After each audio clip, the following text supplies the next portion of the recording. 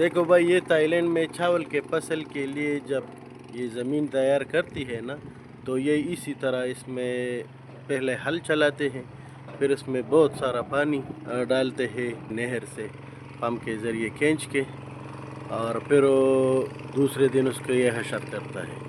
देखो, एक ट्रैक्टर सा होता है और इसको कीचड़ बनाता है। फिर उसके बाद उसमें चावल का दाना डालते हैं और फिर पानी वगैरह का ख्याल भी करते हैं, और साथ साथ 10-15 दिन फिर एक बंदा इधर होगा कि इससे जो ये आते हैं ना कबूतर वगैरह दाना निकालते हैं, तो उसके साथ एक बंदूक सा होता है एयरगन, वो सिर्फ आवाज़ निकालता है।